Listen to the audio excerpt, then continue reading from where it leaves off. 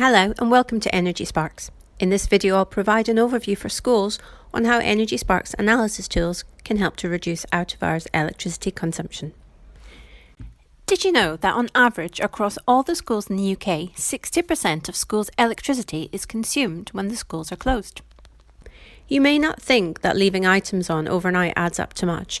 However, over the course of a year, and this is including overnights, weekends and holidays, in general school buildings are closed more than 80% of the time. The relatively small amounts of electricity you use when closed adds up at about 6 times the rate of usage during school hours. As a result, we recommend that schools focus on reducing consumption of devices left on when schools are closed. This is the easiest way for you to save electricity. For most schools, reducing out-of-hours electricity consumption is often the lowest cost and easiest way of reducing your consumption.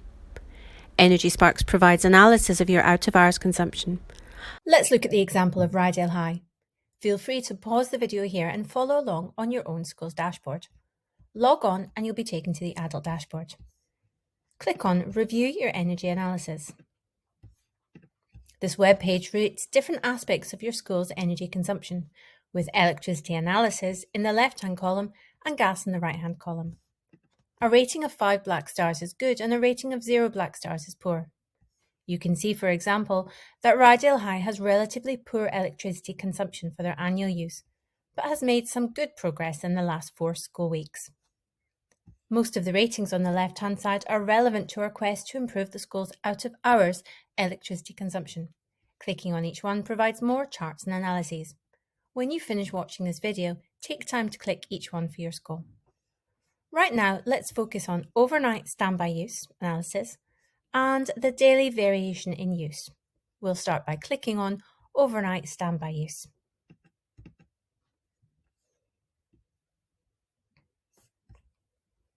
This web page shows how your baseload power consumption varies over time and how it compares with other schools. Baseload is the power consumption of your appliances left on overnight. Most of the page should be self-explanatory, so it's worth taking time to go through it for your school. There are potentially 2 main takeaways from this page. Does your school's baseload vary significantly across the year or day to day? This is often caused by devices being switched on, perhaps at the start of the week and not off until the end of the week, which could be turned off either manually overnight, every night, or via timer switches.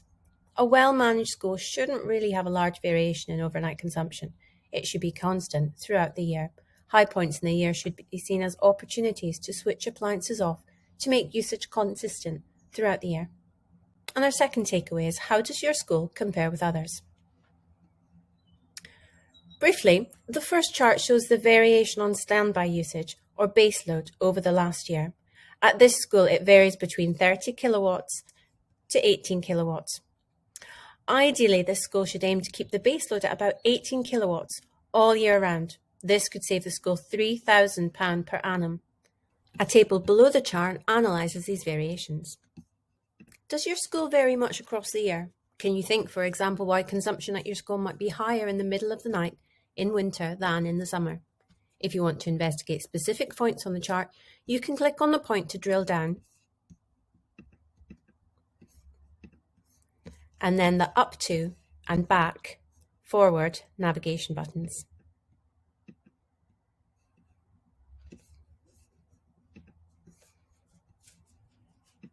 We'll now scroll down to the comparison with benchmark and exemplar schools of this web page.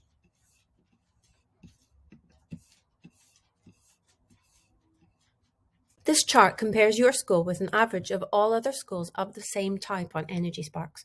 So for our example of a secondary school, we'll compare with other secondary schools. The orange line represents a school ranked at the top 30%, and the purple line a school ranked at 17.5%.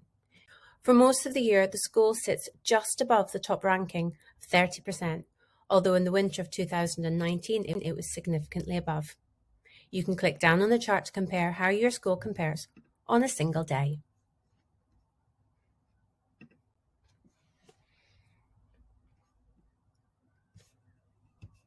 Below this chart are a series of sections for each electricity meter at your school. You'll only see this if you've got more than one electricity meter. If you do, this should help you further investigate your electricity consumption by building. For Rydale High, the first breakdown is for the new building, whose overnight electricity consumption costs the school £24,000 a year. Next comes the old building, which represents about £6,000 per year.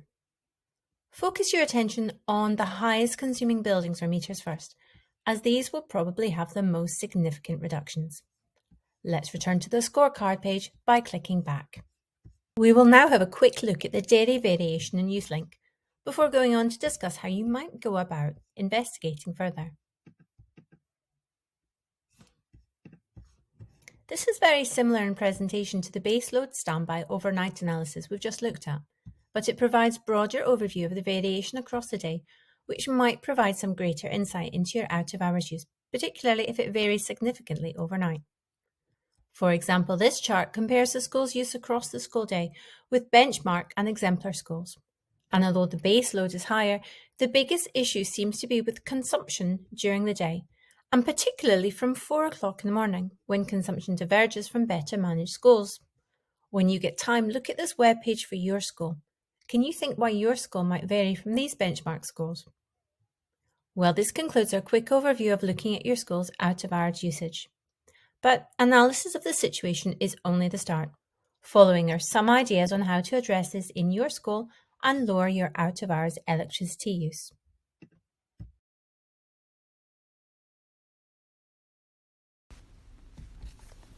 Normally, these are the main consumers of electricity in your school out of hours. The best way of strategically addressing this issue is to try to go through this list and see if you can think of what might be being left on, and whether, for example, you have old equipment which is being switched on overnight or inefficient commercial refrigeration. Why not have your pupils analyse the efficiency of some of these with appliance monitors? Once you have this information, you can decide on the best course of action. Have a look at some of our case studies to see what worked for other Energy Spark schools. Well, I'll leave you to explore your school's data on Energy Sparks for yourself. Perhaps pick something you've seen on our analysis for your school and see if you can do something to address it.